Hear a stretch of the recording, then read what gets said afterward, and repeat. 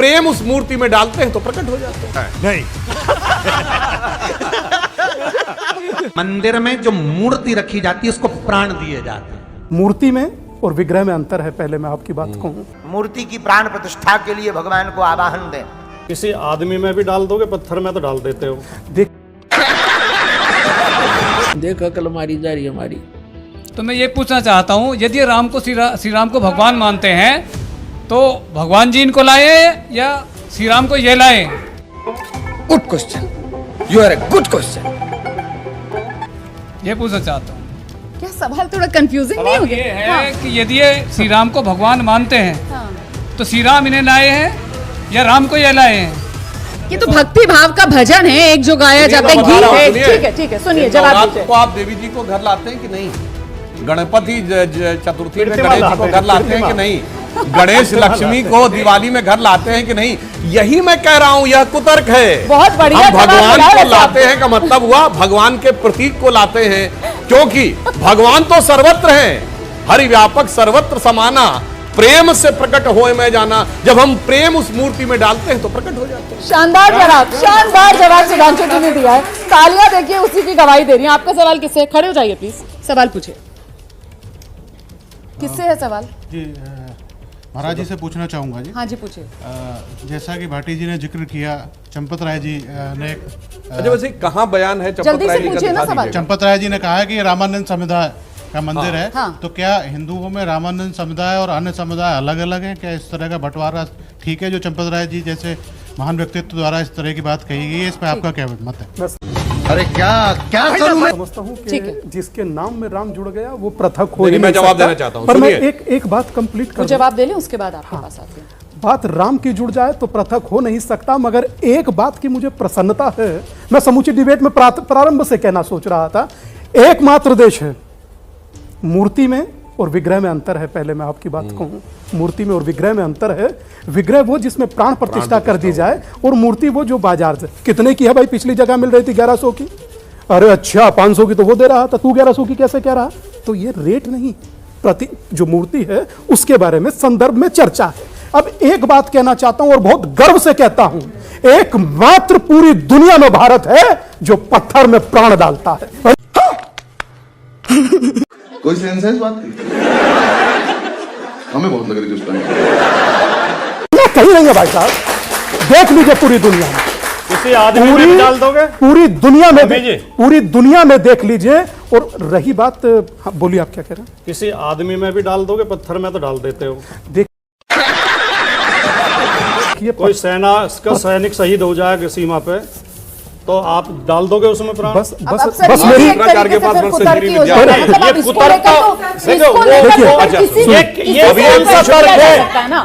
कौन सा तर्क है कि भारत एक अकेला ऐसा देश है? बताइए कहाँ होता? पत्थर में भी प्राण? आप ये कहोगे हमारी आस्था है? नहीं, क्यों कहे भाई? जो सत्य है वो कहते हैं। दुनिया को चैलेंज कर रहे हो। सुनिए, हर देश में आस्था है, हर देश में पोंगापंथी है, ढोंगी भी है, पाखंडी भी है, आस्थावान भी है, नास्तिक भी है, बहुत अलग अलग धर्म के लोग हैं। हर धर्म में देवी देवता ग्रीस में भी पूजे जाते थे, यूनान में भी, यूरोप में भी, अमेरिका में भी, दक्षिण अफ्रीका में भी। हो गया सर, हो गया। आइए सुधांशु जी। गलत बात नहीं कहनी चाहिए। गलत नहीं, गलत सही दोनों बात बताता हूं। पहले तो उनकी बात का स्पष्टीकरण कर दूं। देखिए, आपके माइंडसेट में समस्या क्या है, सीमेटिक थॉट से मत सोचिए। यहाँ एक किताब का मामला नहीं है, पूरी लाइब्रेरी का मामला है। यहाँ नर्सरी केजी का मामला नहीं है, एक टीचर सब पढ़ा लेगा। यहाँ पीएचडी का मामला है, एक एक चीज का अलग अलग स्पेशलाइजेशन। अगर पूरी लाइब्रेरी है, इसका मतलब किताबों में लड़ाई नहीं है, डाइवर्सिफाइड नॉलेज है हमारे यहाँ। इसलिए रामानंदी संप्रदाय है, वल्लभाचारी संप्रदाय है, ये है अलग अलग प्रकार के देवी देवता। धर्म में नहीं दूसरा है, इन्होंने एक कौन से धर्म में नहीं है? मुसलमानों में नहीं है, 72 तबके हैं। हमारे भारत के संत, भारत के साधु जन, भारत के विद्वान जन, इस भारत भूमि के विद्वत ज्योतिषाचार्य, इस भारत की भूमि के विद्वान ब्राह्मण, वेद पाठी, शास्त्र मर्मज्ञ, कितना सुंदर भाव कहते हैं कि मंदिर में जो मूर्ति रखी जाती है उसको प्राण दिए जाते हैं, प्राण प्रतिष्ठा कहलाती है। क्यों प्राण देते हैं? कि उस मूर्ति का अगर कोई दर्शन करे, उस मूर्ति का कोई स्मरण करे, उस मूर्ति का कोई भाव व्यक्त करे तो उसका कल्याण हो जाए। मंदिर के अंदर जब वो चरण रखे और उस मूर्ति का दीदार करे, दर्शन करे तो उसका कल्याण हो जाए। आचार्य और ब्राह्मण बड़े बड़े वेद मंत्र बोले, मूर्ति की प्राण प्रतिष्ठा के लिए भगवान को आवाहन दें। भगवान आ भी जाएं और भगवान विराजमान भी मूर्ति में हो जाएं, उनका अंश, उनका तेज, परंतु उस मूर्ति में तब तक आकर्षण नहीं होगा जब तक पुजारी अपने भाव से उन गोविंद की पूजा को नहीं करेंगे। अब जब वो मंदिर बनकर तैयार हो गया और मूर्ति स्थापना कर दी, अगले दिन उसकी पूजा करनी थी, वो प्राण प्रतिष्ठा का है ना, वो करनी थी। देखा कल मारी जा रही हमारी कारीगर तो मूर्ति बनावे और पुजारी उसमें प्राण डाल है, और फिर हम पूजा उस पत्थर ने बता, ये थी पूजा हमारी।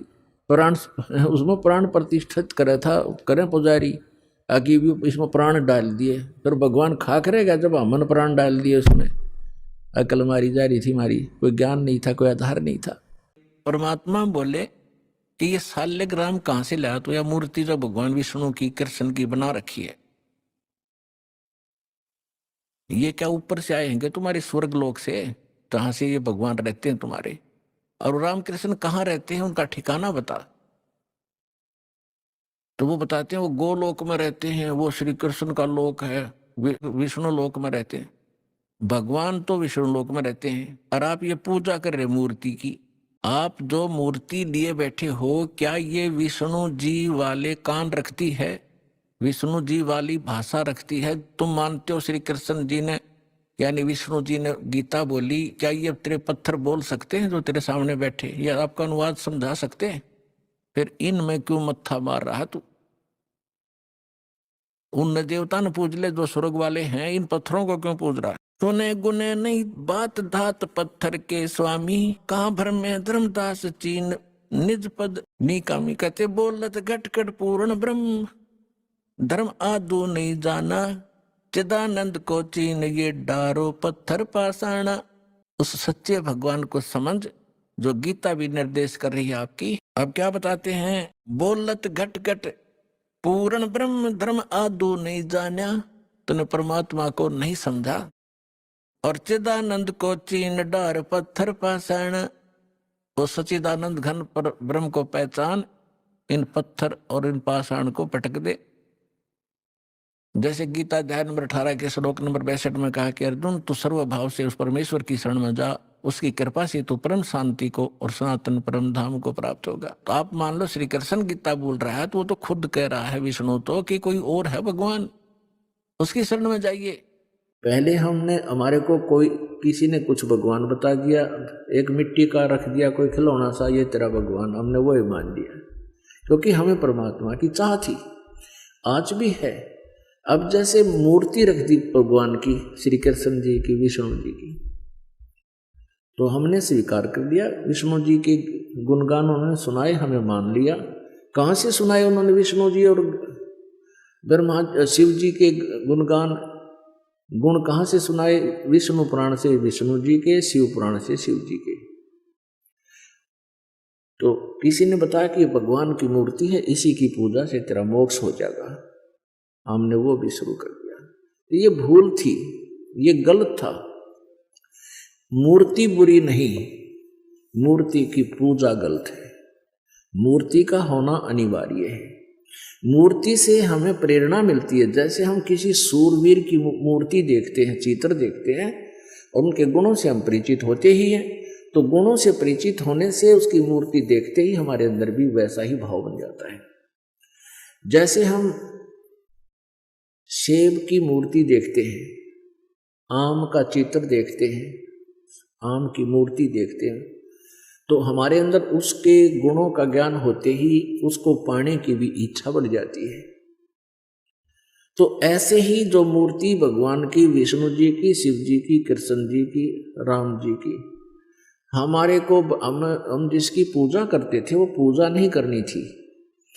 उसकी पूजा से हमें कोई लाभ नहीं होना था मूर्ति की। हमने उस मूर्ति वाले भगवान को पाना है। उस मूर्ति वाले भगवान को पाने से हमें उसके गुणों का, उन गुणों का गुण प्राप्त होंगे, उससे लाभ प्राप्त होगा। जैसे आम की मूर्ति है, सेब की मूर्ति है, हमने उस मूर्ति की पूजा से कोई लाभ नहीं होगा। वो तो इतना ज्ञान करा देगी कि ये सेब है, ये आम है ये मीठा होता है, इसके ये गुण है। अब मूर्ति वाले सेब को ढूंढना पड़ेगा, ओरिजिनल को, तब हमारा पेट भरेगा। तो कबीर परमात्मा जी मूर्ति के विरोधी नहीं थे, मूर्ति पूजा के विरोधी थे।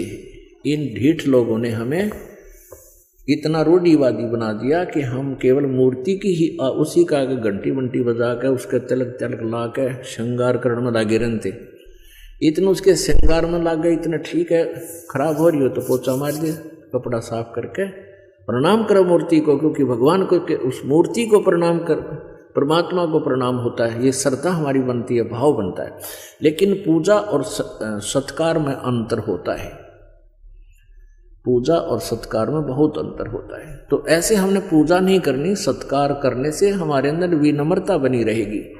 भगवान सामने दिखाई दें जैसे मूर्ति है और सामने भगवान ही आ जाए तो हमारा ऐसे ही भाव रहे जैसे मूर्ति नहीं, ये परमात्मा आखड़े हुए। लेकिन लाभ मिलेगा भगवान से ही। वो मिलेगा कैसे परमात्मा, उसके पाने की वे ऑफ वर्शिप गीता जी में बहुत अच्छी वर्णित है। जैसे गीता जी अध्याय नंबर 8 के श्लोक नंबर 13 में कहा, गीता ज्ञानदाता ब्रह्म कहता है मेरी पूजा करनी है, मेरा केवल एक ओम मंत्र है, बस, नथिंग एल्स। और 8वें अध्याय के 3 श्लोक में जिस परम अक्षर ब्रह्म के बारे में बताया है उसकी पूजा करनी है, तो 17वें अध्याय के 23वें श्लोक में कहा कि ओम तत्सत इति निर्देश है ब्रह्म त्रिविध समर्थ है। उस परमात्मा के यानी परम अक्षर ब्रह्म के पाने का ओम तो सीधा ही क्लियर है, स्पष्ट है, और तत् और सत ये दोनों सांकेतिक गुप्त हैं। ये दास बताएगा, वास्तविक ये कोड वर्ड है। तो ओम और तत् ये 2 अक्षर मिलकर के सतनाम बन जाता है। ये सतनाम कोई जाप करने का नहीं है। और ये ओम ब्रह्म का जाप है, ये तत् सांकेतिक जो दास बताता है, जिसको सतनाम प्राप्त है उनको पता है। ये परब्रह्म का जाप है, यानी अक्षर पुरुष का जाप है। और सत ये परम अक्षर ब्रह्म का जाप है, यानी ये गुप्त है, ये कोड वर्ड है, ये दास बताएगा। हमने उस परमात्मा को पाना है, मूर्ति से कोई लाभ नहीं होगा। हमने उस परमात्मा को पाना है जिसकी हम खोज कर रहे हैं, जिससे हमें पूर्ण लाभ होगा।